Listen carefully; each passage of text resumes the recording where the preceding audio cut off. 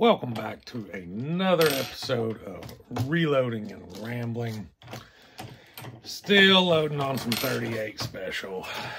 They're fun to load, but man, I got a lot to load. A lot of them to load. I've been shooting a lot of 38 special lately, which I tend to shoot a lot more revolvers in the fall and wintertime, at least until all of the leaves come off of the trees, because my range stays covered in leaves and it makes finding my brass a lot harder.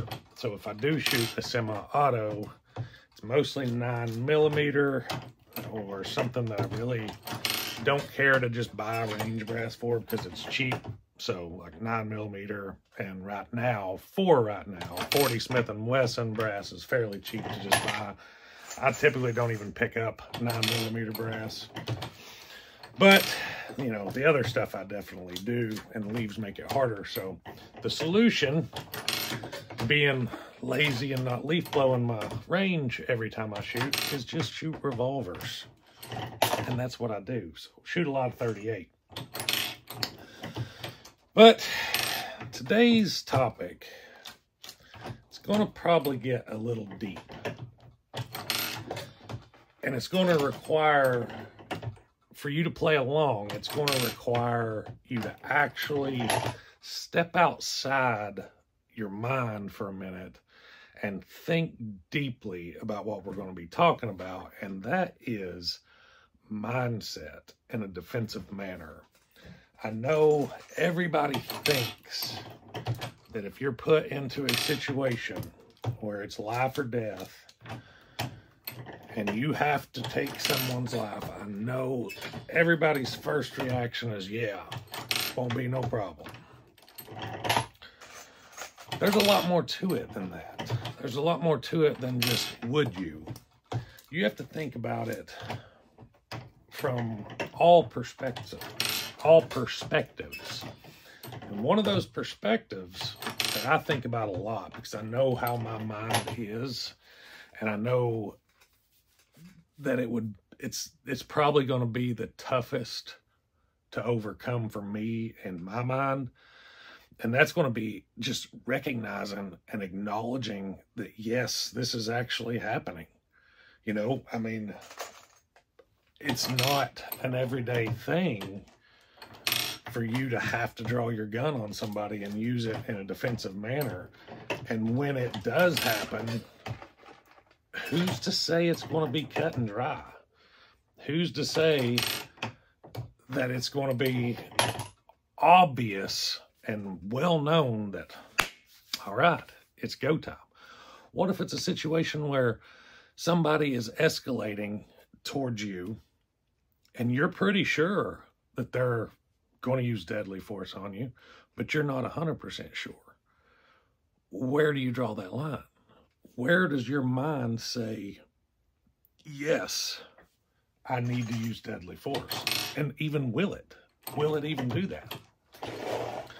You know, I mean, there's people that get killed every single day because they just didn't accept the fact that their life was in danger. They didn't accept that, yes, this is happening to me. And I like to think that I would act accordingly. But, you know, it's one of those things like, you know, say you're driving down the interstate and we're 20 minutes into a drive and the passenger looks at you and says, "What color was the car you just passed?" Well, I don't know. Wasn't really paying attention. I was just driving.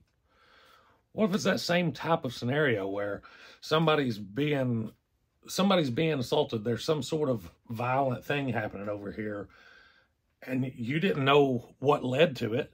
You don't know who the aggressor is that started it. You don't know who's in the right, who's in the wrong.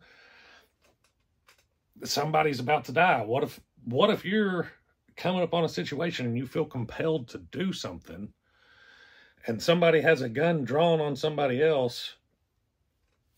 What if the person with the gun was defending themselves? You know, there's a whole lot more to defensive scenarios than what we ever really think about.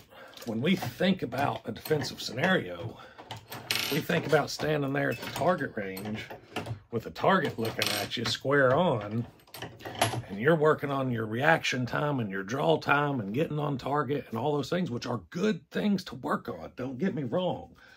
You need to work on those things for sure. But it's those 15 seconds before the beep is what I'm talking about. The mindset of, yes, this is happening. Yes, I'm going to have to take this person's life. And yes, I can do it. Those are the things you got to really think about. And I find myself thinking about them pretty often.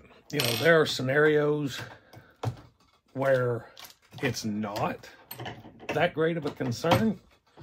Like if someone was inside your house late at night, your kids are in bed, you are in bed, you're to crash through the door, somebody comes in, there's not a whole lot of thinking to do in that scenario because they're in your house, they've broken in, your family is in danger, you're in danger. You have to react quickly. And that's pretty cut and dry, but not everything is. You know, there's a lot that goes into it. And, you know, when I'm talking about like even the two other people and, you know, you run across a scenario where two people are fighting, somebody's got a gun. You know, this happens in football all the time. The flag gets thrown on the guy that pushed the second time. He gets pushed first, and then that causes some attention to be in that area. And then the guy that got pushed pushes the guy back, and they throw the flag on the guy that pushed the second. That happens all the time. How do you know? How do you know that that's not exactly what happened in a scenario where you're trying to defend someone else's life? You don't. So what it comes down to for people like myself, and this is something that I try to practice when I'm thinking about it, is just being more attentive to my surroundings, not necessarily situational awareness, because I think we all have been drilled in our heads situational awareness quite a bit. And I think, you know, if you've been in this type of community very long, you probably practice that, just paying attention to your surroundings, finding potential threats, exits, stuff like that for your own well-being, and that is excellent. But I try to be a little bit more attentive to detail about things that are around me. You know, if there was ever a car wreck or something on the interstate and somebody asked me questions about, you know, what car did what color was this car, I wouldn't have a clue, because I really don't pay attention to detail to things that are around me when I know that I should. A lot of times I just get lost in my thoughts. I'm driving, you know, I'm in the grocery store, I'm looking for what I want, what I need to get the heck out of there, and I'm not paying attention to detail. I know somebody's over here. They don't seem like a threat. I'm aware that they're there, but I haven't really paid attention to them in any sense of detail. I could have somebody walk right past me. I don't feel there's a threat. I know they were there. I was alert that they were there. That's situational awareness. They walk around the corner and somebody says, what color was that person's shirt? I don't have a clue. And that's just, I know that's how my mind works. So my challenge to you, as we're sitting here loading up some ammo, is when this video is finished, don't leave right now, but when this video is finished, sit in silence for just a few minutes and just think about the lead up to a defensive scenario and a couple different perspectives. Change it from, you know, a direct intruder coming after you. Change it to somebody else being, you know, attacked and you're potentially going to help them. Change it to somebody just being sketchy around you, hands in their pockets, looking awful awkward. You're at a gas station, you think they're about to do something. Just change the scenarios in your mind, because it's never going to be exactly how you think it's going to go. If you think this is how it's going to play out, you can bet your bottom dollar it's going to be something totally different. It's just the way life works. But think through some of those scenarios and put yourself in it, like mentally in it, where it's actually happening, and try to feel what you would do. Because I think that's what I get hung up on a lot of times is, what would I do? Everybody likes to think they would automatically just jump and do the right thing. But I don't think if you've, I've never had my sights on a human, on a person. I've never been in that situation before. I've talked to several people that have, a couple in defensive scenarios, a couple police officers, military, stuff like that. And that takes something from your mindset to be able to do it, even if you know your life is in danger. And that's something a lot of people don't understand, is it's not just automatic. Your mind has fight or flight, and that is going to be one of those, are going to be their natural urge, your natural reaction.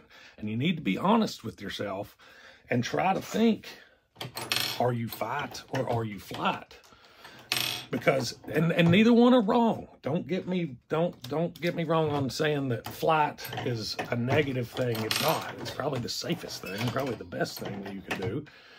I'm not saying that fight means you're macho, nothing like that, but those are your mental responses to scenarios like that where your adrenaline's kicked in and it is go time. You're going to go to your natural reactions, and you need to be honest with yourself and realize which one you are, because only you really know which one you truly are. And then think of your desired response. How would I want to handle it?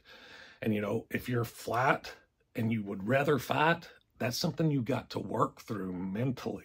You need to work on that. If you're fight and you'd rather flight, that's something you've got to mentally work on.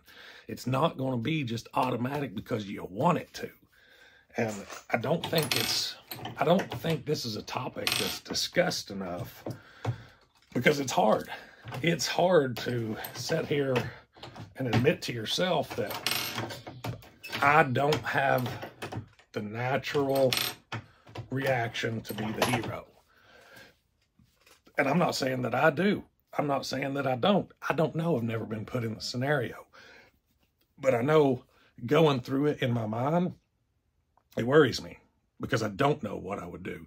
And I try to think through it a lot. And I try to do mental exercises that get me better prepared for something like that. Like I said, just paying attention to detail of certain things so that I'm more prepared if that situation ever comes about.